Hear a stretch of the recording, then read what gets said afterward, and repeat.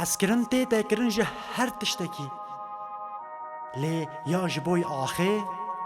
tiştekî cuda ye.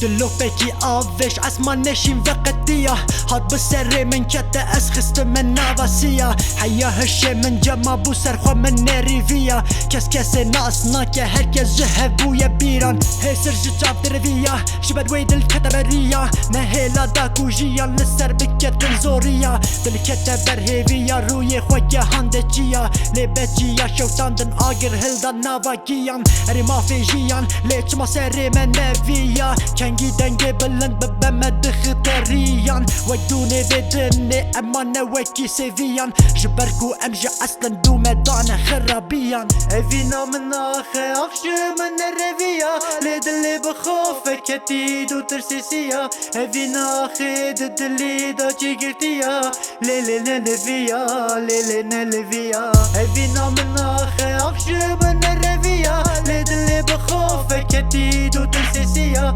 Evîna axê di dilê da çêgirtiya lê lê neleviya lê lê neleviya Dema waku roj derbas bû dem hate ber êvaran Dilê xwe neşkîne bi gavê nekeve nalan Vîya ji bîr neke siba dîsa wek her caran Dê roj bi hele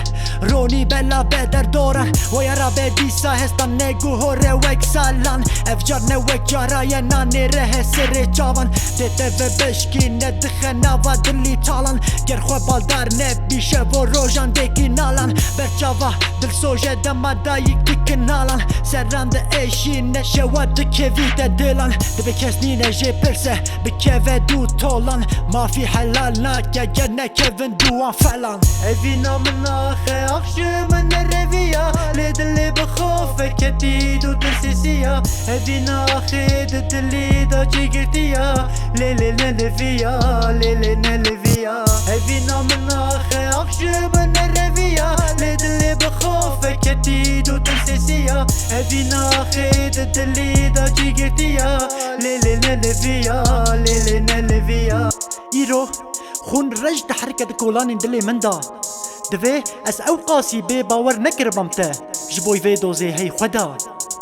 Ez mabûm benda temenekî îro ez di wê temenê da me Dilê min da evîna axê lê baweriya min nayê wekî wê çaxê Hey hey xweda